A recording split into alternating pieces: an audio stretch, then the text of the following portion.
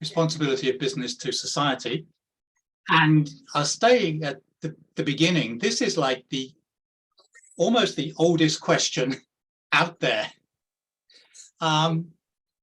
This is an issue which people have thought about for hundreds, perhaps thousands of years, right? Confucianism just thought business people were just dreadful. They're at the bottom of any ranking. Medieval church worried about usury and thought a lot about the responsibility of business. Adam Smith, yeah, he's usually, has in the past at least, been interpreted as saying, well, it's okay, business people can be as selfish as they want because we'll get a happy ending through the invisible hand. Actually, he didn't say that.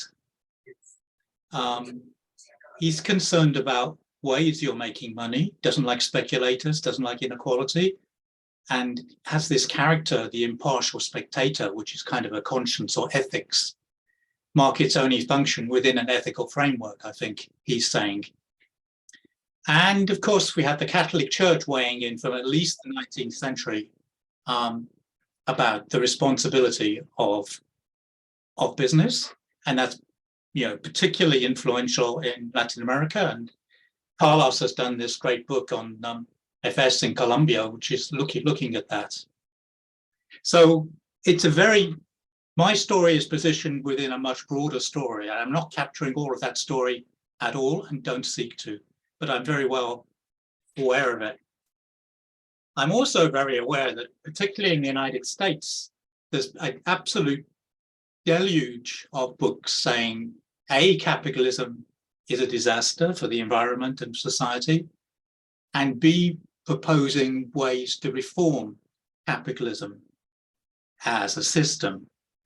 And strangely enough, most of the books in this area have reimagining in their titles. And many of those books are very interesting to read, but also I wasn't sure what to do with them. I mean, how do you start changing a system? How can a corporation have purpose? It's okay to say there are many stakeholders, but how do you choose between the stakeholders? So I wanted to do something a little bit less broad and look at firms more than systems. And strangely enough, I got the idea for this book from a speech which the Harvard Business School dean had given in 1927. HBS got a new campus then, and he had all these great and good business people, and he sort of gave this speech, and it's worth reading it. Unless our business leaders learn to exercise their powers and responsibilities with a definitely increased sense of responsibility towards other group, our civilization will head for another of its periods of decline. I thought that was a very interesting thing to talk to. He's talking at the height of an economic boom in the United States, where people are getting rich, stock market is crazy. But he's saying things aren't going right at all. Things are going in a very bad direction unless business acts with more responsibility. And in part, his case was because other parties, whether it's politicians or others, are not really able to function. So what's the guy talking about? He's not talking about what we would call corporate social responsibility. You know, give away 5% of your profits to good causes and do what you want with the rest of the 95%. I don't think he's talking about philanthropy. He's talking about running a business in a way that saves civilization. So I set off on a quest for what that means. And I didn't want to be confused with writing a book about corporate social responsibility. So I called this deep responsibility. So I had all these questions like, what is exactly a deeply responsible business leader. Why would anybody want to do it? Can you be deeply responsible and make money? If you can find such businesses in the past, why have they never become the norm? Is it even a good idea? So, as a business historian, I adopted a typically inductive approach. I went back to the 19th century and forwards in different countries, looking at business leaders and what they were doing and trying to spot people who I would think might be called deeply responsible. Number of points about that. It's not a book just giving stories about particular individuals. I attempt to contextualize everyone. It's not a book claims that these people are the only ones out there. In fact, I would regard the book as successful if people believed in the concept and could find a lot more of these characters that we could look at. And it's organized in a series of chapters built around, like we could call it, different grand challenges, and explores how these business leaders responded to it.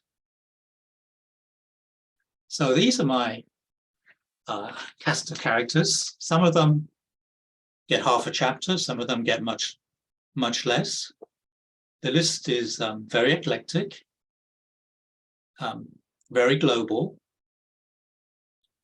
And I'd be surprised if you'd heard many of these characters, which is one point of what I was trying to do. I didn't want to just go over very familiar ground, but to look at, I think, important but less familiar cases, as you see in different time periods, industries, and countries. That probably sounds very abstract, so let me just give 4 very fast examples of these people before I give some generalizations. And I think that's important because these people are not just like crazy or marginal people, and I think it's important to make that point. I start off appropriately enough in Britain with the Quaker George Cadbury, who built highly successful, biggest chocolate company. So what's special about him? Highly ethical, extensive welfare schemes, but not in a paternalistic fashion like some of his contemporaries. He allows trade unions, for example.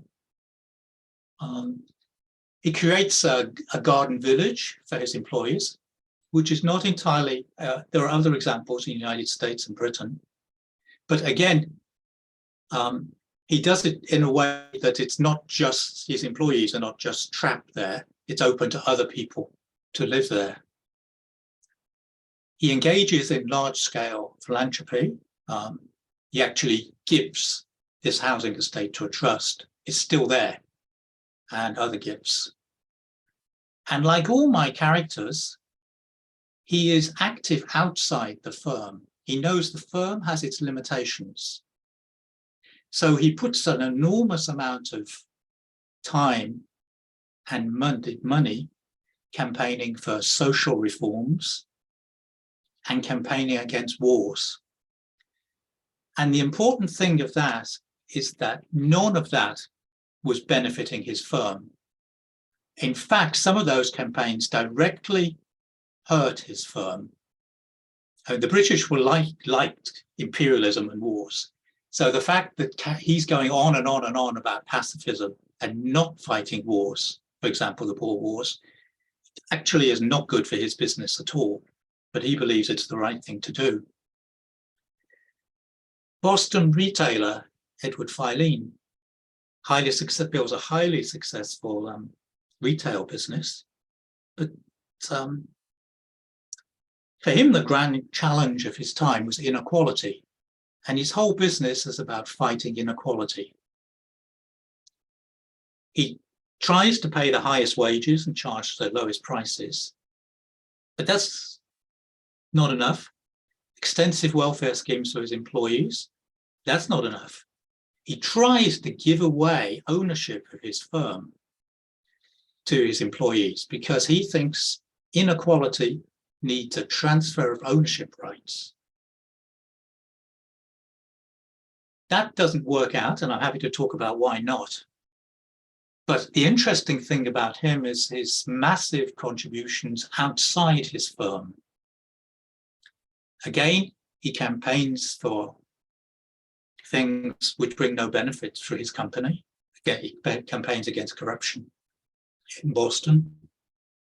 But his most important achievement, I think, is he virtually creates the credit union movement in the interwar years, which is enormously important in the United States. Hundreds of credit unions are formed, offering cheap credit to people who couldn't access any credit. He creates a foundation, 20th Century Fund, which is still there, which is a kind of a think tank. And even in the 1930s, he launches an institute and pays for it to fight fake news. Again, big contributions outside his firm. Japanese guy, incredible venture capitalist, but he's interesting because he kind of reinvents Confucianism, which was very anti-business, into a form of stakeholder capitalism. He believes in the highest ethical standards, but he's particularly interesting because of his how he interprets capital.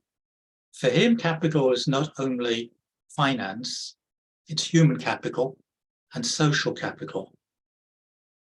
So he believes in an economic system which creates wealth, but wealth for shareholders and for society as a whole.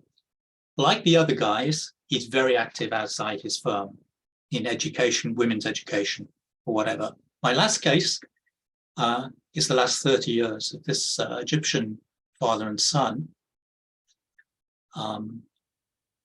The father goes off to Austria for some time, comes back, and then they set up this company called Seekim, and they literally begin to turn a large chunk of the Egyptian desert into a biodynamic farm.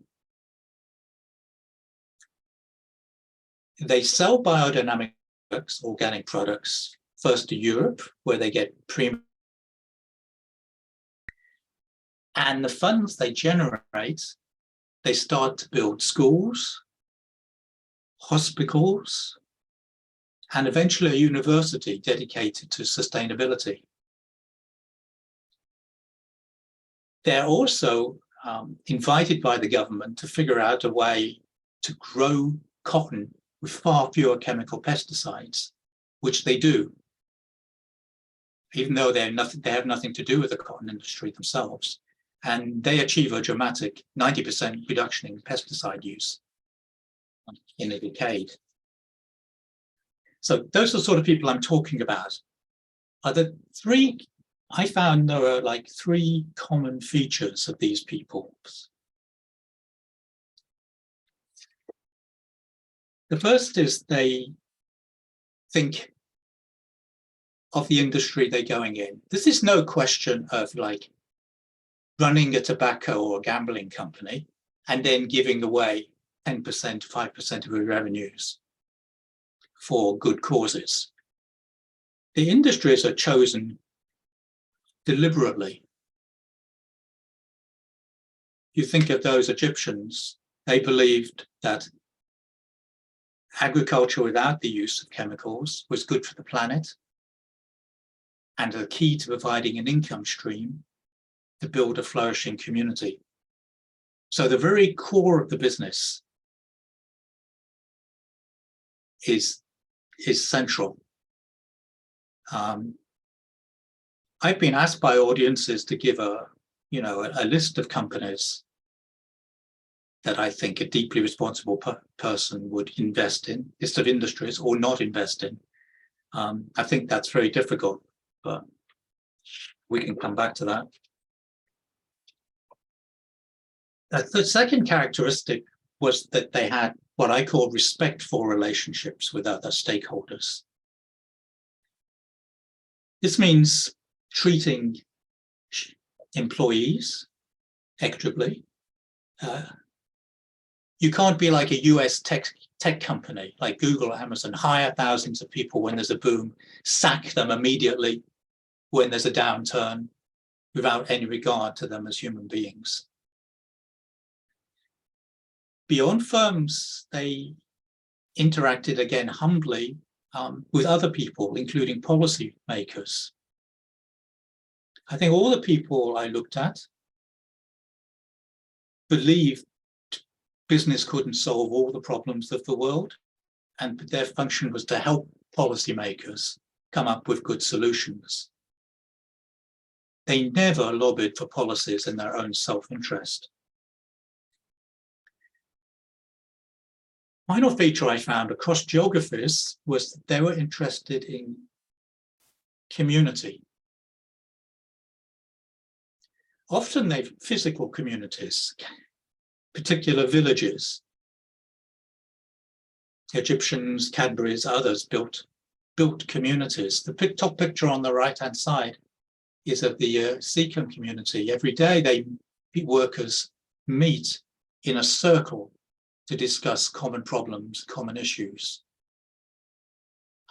You'll note there's no hierarchy there. Nobody's higher than anything else. And men and women are standing together, which is unusual in an Egyptian context. But there are other types of communities too, but fostering communities was always very important. What's driving these people to do this? And I think it comes down to values. All these people had strongly held values. What kind of values? I distinguish two. They were virtuous and they were spiritual. Quite a lot of my people are religious, but some of them are not. Some of them are secular and have a philosophy, and some reach this view just from life experiences. But what they all had in common was a belief of the world being interconnected. As I put on the PowerPoint, you can't dismiss bad social and ecological outcomes as externalities with that view. I devote a chapter to Harvard Business School and interwar dean, the guy who said, we need business leaders who are going to save the world, save civilization. So he tries to create the next generation of deeply responsible business leaders. And does this in numerous ways. He creates the first chair in business ethics, hires diverse people like labor leaders to teach. He believes business leaders should be exposed to a wide range of disciplines: biology, sociology, politics. And it proves extremely difficult. He can't get most of his faculty to believe in these ideas. He can't get most of the MBAs to take ethics courses. And Harvard Business School is part of Harvard University, which doesn't want the business school to be teaching biology or sociology, and stops him trying to do these things. And I'm happy to come back to the issue of whether values can be taught. You might be concerned now that this is, a book of happy stories. And I was very concerned because I want this book to talk to practitioners, to show that you don't have to be a sort of like saint-like creature to be deeply responsible. In fact, every single person I deal with, you can see trade-offs and moral dilemmas. And I think that's the nature of the real world. I give two examples there. One is the German electronics entrepreneur, Robert Bosch. Incredibly treats his workforce very well, incredible philanthropy. Remarkably, he shelters the domestic resistance to the Nazi regime in the 1930s. Also shelters Jews. Yet the products his company makes is sold to the Nazi war machine. So there's a juxtaposition there. And I don't know how you balance it too. What's the balance sheet? The trade-offs.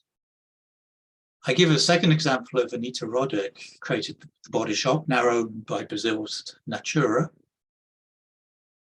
Did a lot of wonderful things, avoids gender stereotyping, hates wasteful packaging, and one of the very first movers, environmental reporting. Yet her brand itself was built on fabrication, overclaiming, or lying. So you have a brand built on those things, which does a lot of very positive things too. I didn't have the tools to figure out how to juxtapose these. Maybe somebody can help me. I'm looking at the clock, so yeah, I mean, so what? I think so what? These are not stories of like marginal people. They built big companies. They built universities. They didn't bribe. They didn't corrupt. They pursued social programs ahead of governments. They left legacies. So these people achieved a lot. But the puzzle is that they never served as role models. They never attracted enough like emulators to shift normal behavior. And why is that? And I think one answer for that is the rewards for goodness, if you want to use that superficial term, are not very great. In fact, you get a regular pattern. These deeply responsible people were like candles flickering in the darkness.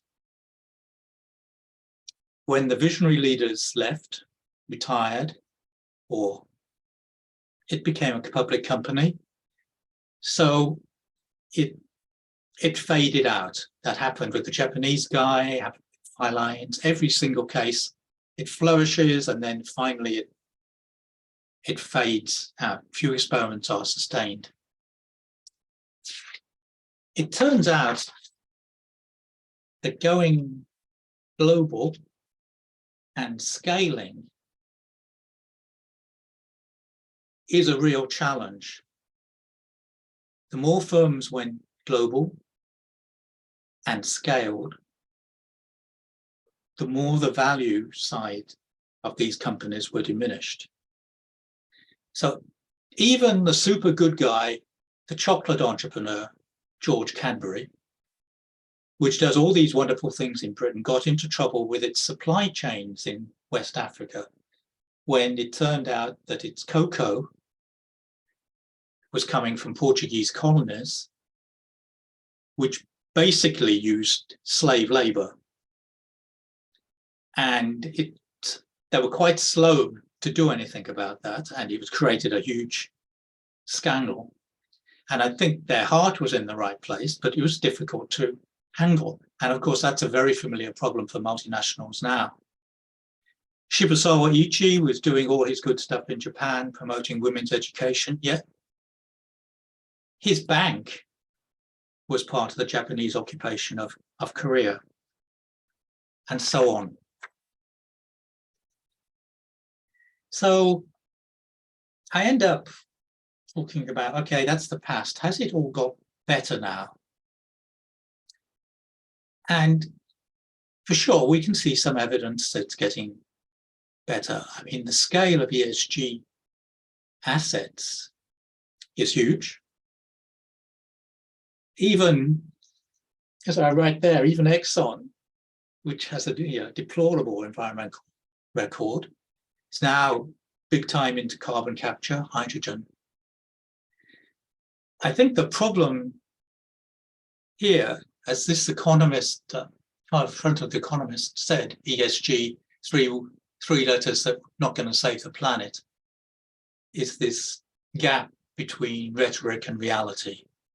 This sea of greenwashing, green hushing, transition washing. And that rests on the problem of voluntary self-reporting, conflicting metrics. So you have a world where ESG measurement and reporting have become ends in themselves more than anything else, I think, and I'm happy to talk about that too. So what can be done? I think the way forward is something we can see now, is the building of deeply responsible networks which can support and help sustain individual firms. So you don't just have one candle flickering in the darkness and then going out. I think the B Corp movement is important in this respect, and I think it's become more important since it was Latin Americanized in the creation of Sistema B, which has broadened out B Corp movement. I think we have interesting experiments with alternative ownership structures, steward ownership, that has a long tradition, but it's now Patagonia, the Californian clothing firm. The owner has just transferred ownership of his company to a perpetual trust, so it can't be bought. Its values are going to be preserved forever. And as the company says, Earth is now the only shareholder. And there are other examples too. I personally think we need to mandate social environmental reporting. And I think the problem of public companies needs to be addressed by changed public policies, which can shift the rules of the game. And finally, I believe business schools have a huge responsibility. Harvard Business School was at the forefront of diffusing shareholder value maximization campaign from the 1980s. And that certainly at Harvard, it remains the core to the curriculum. So I think business schools have a huge responsibility to diffuse concepts of a more responsible business. So just to wrap that up in 30 minutes, I mean, history shows you can create highly impactful, viable, deeply responsible businesses. We're not talking about marginal or utopian fantasies here. It's perfectly possible. The problem is of sustaining them over generations. And a particular problem is that being a public company is extremely hard to combine with deep responsibility. I'm quite excited by what we've seen in the last 2 decades about alternative networks. And I talk about networks other than the B Corps as well in the book. And I'm quite depressed by the sea of green and whitewashing that we see around. I don't think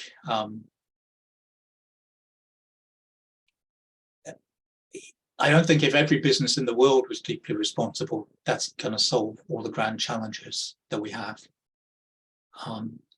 we need significant public policy actions. And I think the role of deeply responsible business leaders is simply not stand in the way of ecologically and socially productive policies, as they do very well at the moment, but rather, like seeking to offer innovative solutions, rather to campaign for social change ahead of politicians, and to serve as humble partners with other stakeholders. Okay, thank you for listening.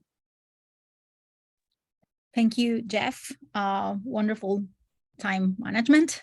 We have 25 minutes for question answer. Please, I don't know if you want to answer your, raise your hand or put in the chat to start with this Q&A round.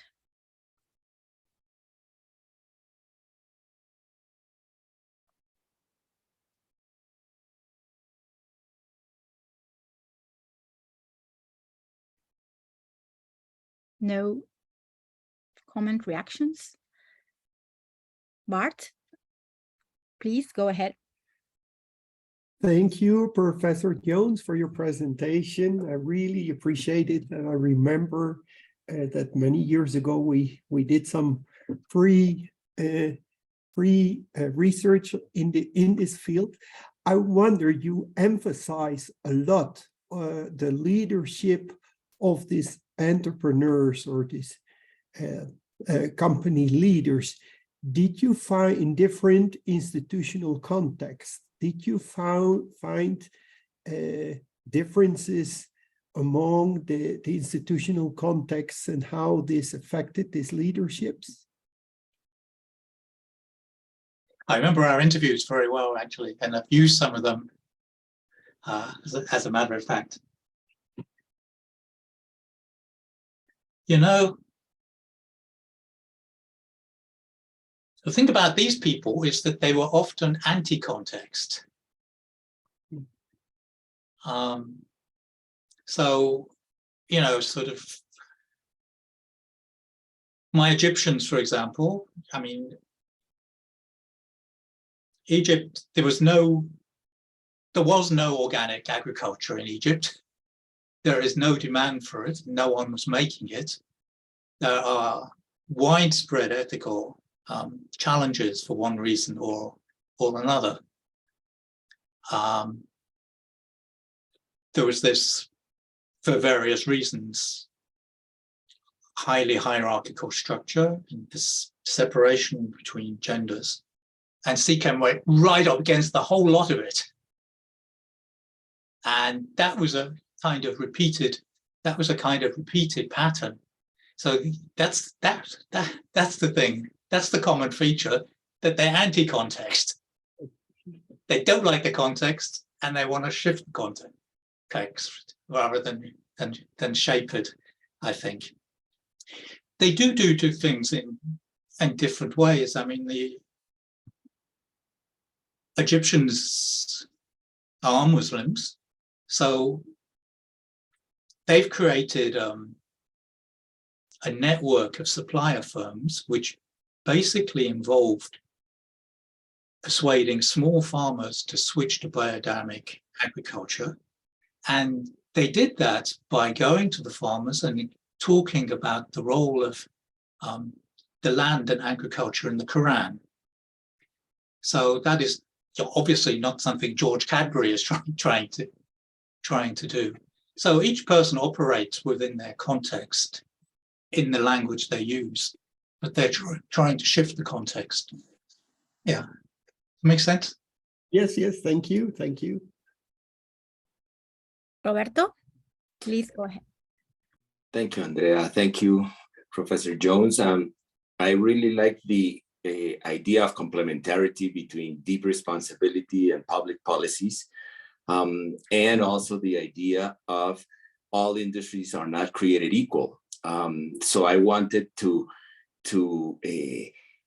ask you to talk more about those two ideas, especially about the characteristics of an industry that's not created equal, and that public policies should try to work to make it somewhere where a deeply responsible business can operate and work for the common good. And I can think of the product or service that characterizes or that's offered by that industry. But I'm curious about if you have other characteristics of the industry that have to be taken into account. I think the underlying fundamental question is, does this industry add social and environmental value to the world? And I think that's the kind of question you'd want to ask. What social value, what environmental value does this add to the world? And so, for example, if you ask that question, I think of gambling. If you ask it to beauty companies that sell cosmetics to preteen girls, I think if you ask it to people who make violent computer games, you all come out with a clear view that there is no value being added and you should walk away from that industry. I think people don't ask that question, actually. Then it's more tricky, and in the book I give the example of the ornaments industry, which is why it's very tricky. So, I've never thought ornaments added social value to the world. But what do you do in a situation like of the Russian invasion of Ukraine, when a country needs to protect its sovereignty or even democracy? I don't know, and I think that's where it is becoming difficult. But I think what we need is to actually think through the implications of that. As a matter of fact, I have those questions about autonomous cars as well. And the thing that worries me about the US tech industry is those questions were never asked. If they were asked in the past by companies like Facebook, the world would be in a better place. But I think I think even worse, they didn't want to ask them. They did. Yeah. Is that okay? Is that answer? Yeah. It gives us ideas all together. Thank you very much. Thank you, Roberto. Manuel? Well, thank you very much, Florian, for a fascinating presentation. Talking about diffusion, I think there is a huge limitation in terms of the dominant public policy. The dominant public policy is the policy that is formulated by economists. And the dominant models of economy up to now have not incorporated the biophysical dimensions of the world. Really, if we look to the economy, it's possible to say that the economists use very simplistic models for a planet that is very complex. So those simplistic models incentive basically economic growth measured in terms of per capita income, and that means a huge incentive for the companies in that direction. And it's not only outside the biophysical dimensions. That is something that are a big concern, because these environmental crisis that we live today, but as well those models leave out all things related to social solidarity and so forth and so on. So that to make a diffusion is very constrained by the fact that the economic model doesn't go in that direction. I would like your comments on that kind of affirmations. Thank you very much. Yeah. I mean, I'm afraid I largely agree, which isn't much of an answer, but there are two elements in public policy, right? There are the economists who are advising, and the politicians who are taking some decisions. And I think there's a huge problem of the politicians too. Generally, they want to be re-elected, which would mean generally not supporting various policies, which could, for example, be very good for the environment, which would damage consumer living standards. And they tend generally to support incumbents, which can also have the same effect, right? So I think there's a problem with public policy in two dimensions. I think businesses can, the people I talked about, can bring to the game both practical solutions and a great awareness of embedment, that economic activity is embedded in society as well as embedded in the environment. And that's what you kind of need. Yeah, but basically I agree with you, so I'm sorry about that, Manuel. Thank you. No, I think in general, still we have more greenwashing than deep responsibility. I follow up all these big oil companies. Even ExxonMobil is still doing greenwashing in a very impressive, in a very big way. And the same with all the major oil companies. All the announcements about climate change and so forth and so on, and you look to many research and really they are doing basically dominantly today greenwashing. I think it's become,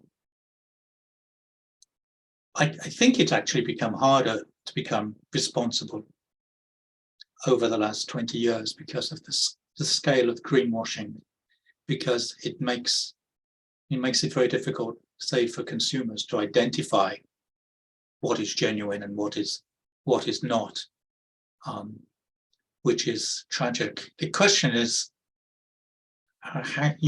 one question is, what guardrails can you create to stop the greenwashing? And I think that comes down to values.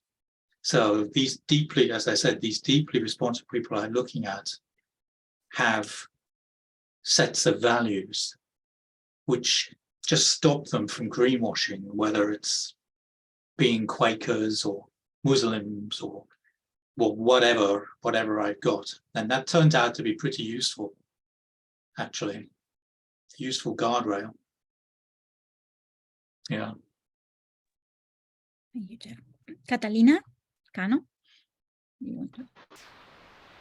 Hello, good afternoon. I am. Hey. Do you hear to me well? It's okay, my sound? Just about. That's perfect. No? Do you listen to me? Yeah, I think so. Okay, Oh, okay, perfect. Okay, so Professor, thank you so much. It was very enlightening presentation. A lot of insights that I think I can use for my students. So I have a question. I was reading Bill Gates' book about climate change, and he was mentioning the gap between today's emission and what is needed to actually reach net zero emissions, and that there are a lot of challenges there. I work for a private financial institution, which is Bancolombia, and I would like to know your thoughts or your approach on how a private business can actually have incentives to invest in this kind of solutions to become a responsible business. What we are missing, and mostly in our geographies, where there are so many social issues and so many needs of capital and other needs that sometimes are above these sustainability or responsible needs we talk about. Hey, I have two thoughts coming now. One, to go back to Manuel's point, is the whole carbon emission story is full of greenwashing as well and incoherence, right? There are multiple ways of measuring carbon emissions which are incompatible with one another. And it's actually a real mess. And I think people tend to think that of all the uncertainties, carbon emissions is one thing we are sure about, but actually we're not sure about it. So that is a huge problem, and I think that problem needs to be seriously addressed if we're going to get sort of a meaningful, just maybe within companies, just share a definition, a proper working definition of what we're looking at. Now, your second question is really a difficult one. What are the incentives? I conclude that the incentive,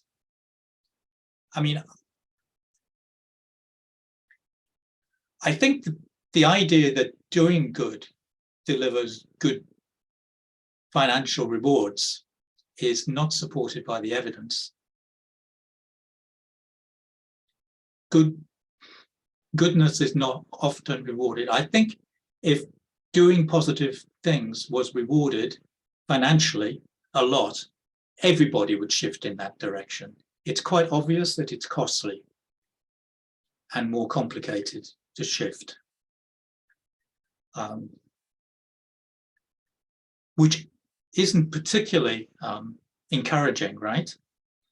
One thing that you do get, which I believe is more important in emerging markets than in developed markets, is enhanced reputation.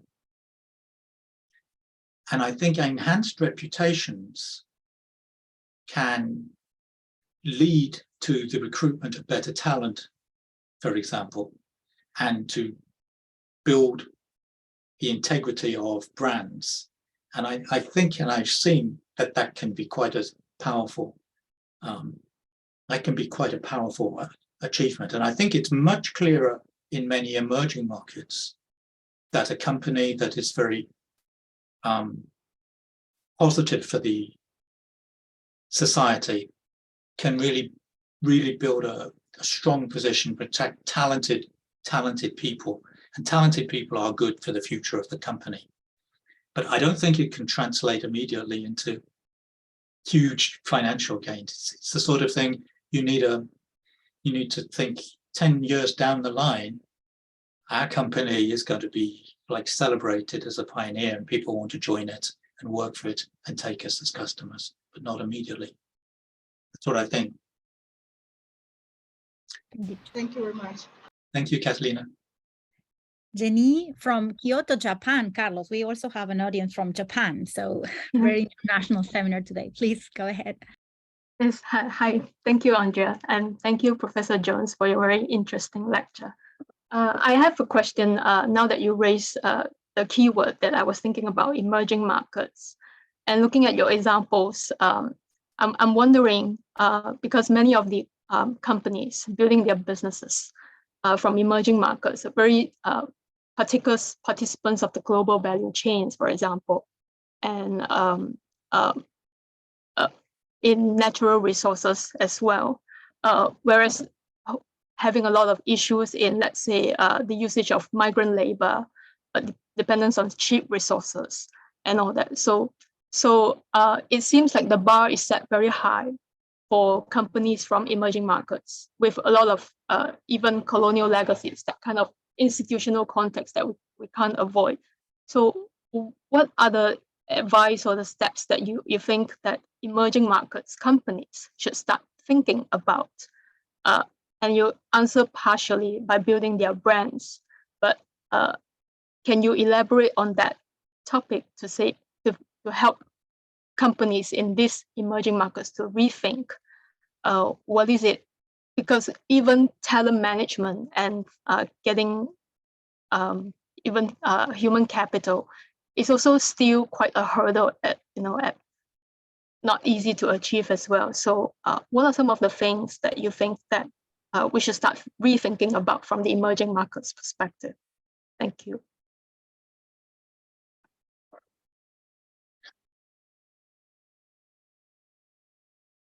You know, I always come back to my Egyptians who turn up in a desert, and when they arrive in the desert, the father only has two things. They live in tents, and he has two things: a tractor and a piano. And he had the piano because he said, I'm going to build a community here. And they just persuaded to bootstrap, and it took like 30 years. But they've achieved this ecosystem now: university, business, income, community. So I think although it's hard in emerging markets, it is also possible and also incredibly needed, because often the scale of the things you can contribute are so much bigger, because there is so many institutional voids and so much poverty and distress. So does that make it any easier? What are the incentives? The incentives are we are driven. The incentive people I look at coming from inside, it's that they see a better future for the world, and they see what they can do to achieve that. So that's all I think that's all I can say. It has to come from themselves, because it's going to be very hard. I do believe it's possible, and I not only look at the Egyptians. I look at